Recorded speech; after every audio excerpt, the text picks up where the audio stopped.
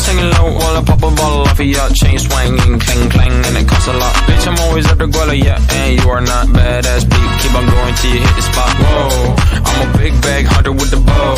She got a big bed, never drop it low. Mama called me and she happy with the grow. Never ever fall for a body that's a no. Just pop the Kenny about a million options. So just talking to stop doing agreement. I'm rock arenas, bringing the peace. I'm bumping that park in the car, pretending I got all the eyes on me. Got a bad baby and she's independent. Too many people older than me, they're seeking attention. When they want me about the goofies, man, I should've listened. Assalamualaikum warahmatullahi wabarakatuh. Halo, kami dari kelompok 1 Prodi Akuntansi Keuangan Perusahaan Politeknik Negeri Sambas akan menyampaikan materi tentang alasan akuisisi Instagram dan WhatsApp serta alasan pergantian Facebook menjadi Meta. Baiklah, langsung saja masuk ke materi yang pertama, yaitu alasan pergantian Facebook menjadi Meta. Mark Zuckerberg mengumumkan pergantian nama Facebook menjadi Meta di event Connect 2021 untuk menekankan fokus Zuckerberg membangun Metaverse sebagian dari masa depan Facebook atau Meta. Meta nantinya akan menjadi induk perusahaan yang menaungi Facebook, Instagram, WhatsApp, Oculus, dan lainnya. Saat ini, Facebook dianggap sebagai salah satu dari 4 besar perusahaan teknologi selain Amazon, Apple, dan Google. Keanggotaan dalam website tersebut awalnya dibatasi hanya untuk para mahasiswa Harvard, tetapi kemudian meluas ke kampus yang termasuk ke dalam LVY Lodge di Boston, dan lama-kelamaan berkembang kepada kebanyakan universitas di Amerika Serikat dan Kanada. Dan pada September 2006 mencakup semua orang yang memiliki alamat email sah dengan persyaratan usia minimum 13 tahun ke atas. Masa kecil Mark Zuckerberg. Sejarah berdirinya Facebook tidak dapat dilepaskan dari masa kecil pendirinya, yaitu Mark Zuckerberg yang telah menunjukkan bakat programming komputer sejak kecil. Ayahnya yang memahami pentingnya coding telah mengajarkan Zuckerberg program dasar programmer komputer Atari. Ketika usia 11 tahun, orang tuanya menyewa pengembang software bernama David Newman untuk mengajarinya. Dalam beberapa tahun, ia dapat menciptakan program praktis bernama ZackNet yang bekerja seperti pesan singkat internal.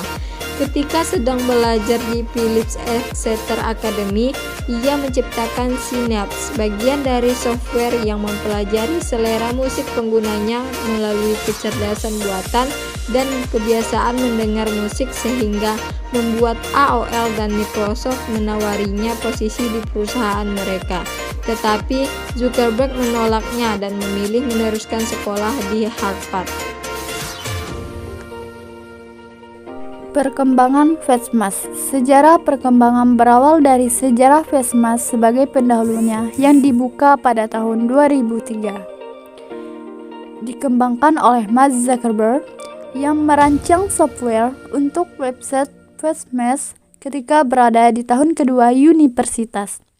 Website tersebut dirancang sebagai tipe game untuk para mahasiswa Harvard yang memungkinkan para pengunjung membandingkan dua mahasiswa wanita dengan gambar bersisian, dan pengunjung akan memutuskan siapa di antara mereka yang lebih hot atau menarik.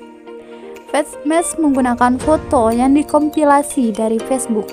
9 asrama di Harvard menempatkannya bersisian dalam satu waktu dan meminta pengguna untuk memilih siapa yang lebih menarik. Metode itu dapat menarik pengunjung sebanyak 450 orang dan 22.000 view pada foto yang dipajang dalam 4 jam pertama online. Situs tersebut dengan cepat dibagikan kepada beberapa grup server kampus, tetapi beberapa hari kemudian dinonaktifkan oleh administrator Harvard karena ia tidak secara resmi mendapatkan izin. Maka tidak aneh banyak pihak yang merasa dirugikan.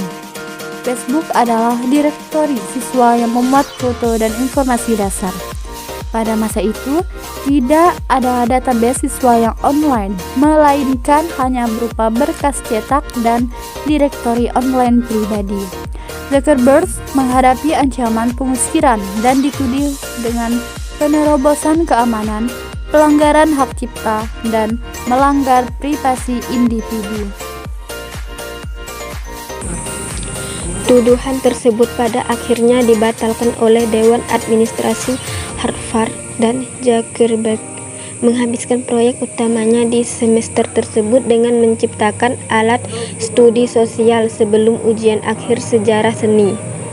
Ia mengupload semua gambar seni ke satu website yang masing-masing mencantumkan bagi komentar, korespondensi, lalu membagi situsnya dengan teman-teman sekelasnya, dan orang-orang kemudian mulai saling berbagi catatan. Sejarah berdirinya Facebook. Pada bulan Januari 2004, Zuckerberg mulai mengkode dan meluncurkan di Facebook pada Februari 2004 dengan nama yang sedikit berbeda. Program itu lumayan familiar. Program itu memiliki profil di mana pengguna bisa mengupload foto, berbagai minat, dan terhubung dengan orang lain. Juga menawarkan visualisasi jaringan dari hubungan pengguna. Dalam bulan pertama, sekitar 50% mahasiswa telah bergabung. Tetapi kemudian Zuckerberg menghadapi masalah lain. Ia dituntut secara hukum. Sebelumnya, ia bekerja dalam proyek yang mirip dengan sesama mahasiswa, yaitu Cameron Winklevoss, Tyler Winklevoss, dan Divya Narendra, dan berhenti untuk mengembangkan di Facebook. Tetapi mantan rekan-rekannya ini mengatakan bahwa ia mencuri konsep dan ide mereka dan menginginkan kompensasi. Mereka akhirnya mencapai penyelesaian pada tahun 2008 dengan setiap orang menerima bagian saham Facebook sebanyak 1,2 miliar. Pertumbuhan di Facebook sangat pesat, dan akhir 2004 keanggotaan dibuka untuk hampir semua universitas di Amerika dan Kanada, bahkan masih banyak orang yang ingin bergabung.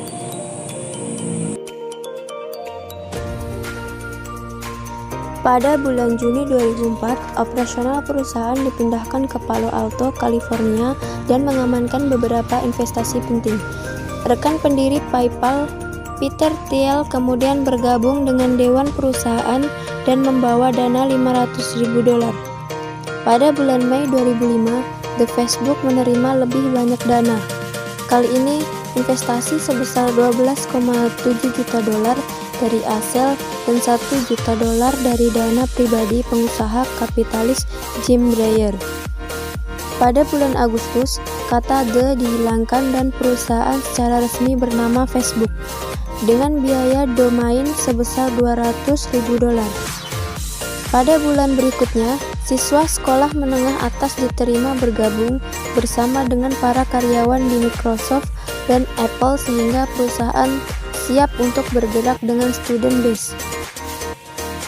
Pada bulan November, keputusan penting diambil oleh Zuckerberg dengan mengumumkan keluarnya dari Harvard setelah mengambil 1 semester cuti. Setelah beberapa investasi signifikan dan pertumbuhan keanggotaan yang pesat, ia siap untuk mendedikasikan dirinya secara penuh untuk menjalankan perusahaannya sebagai seorang CEO daripada sebagai seorang programmer. Dengan dedikasi penuh waktu Zuckerberg, Facebook melanjutkan rencana ekspansinya.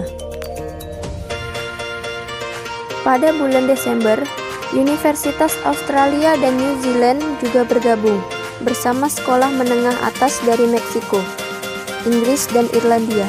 Itu artinya sudah sejumlah 2.500 murid dan 25.000 sekolah menengah atas dengan akses ke Facebook.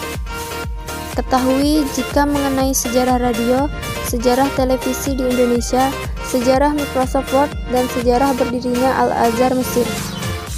Program tersebut tidak dibuka untuk umum sampai September 2006 dan beroperasi secara global. Pada Mei 2007, dalam sejarah Facebook, mereka membuka fitur Marketplace yang memungkinkan para pengguna memposting iklan untuk menjual produk dan jasa. Saat itu juga diluncurkan program Facebook Application Developer, membuka gerbang bagi para developer untuk menciptakan aplikasi mereka sendiri dan games yang terhubung dengan Facebook. Platform tersebut juga melihat ke balik profil pribadi untuk memanfaatkan kesempatan bisnis. Pada akhir 2007, lebih dari 100.000 perusahaan telah bergabung, dengan peluncuran Packs of Business untuk mendukungnya.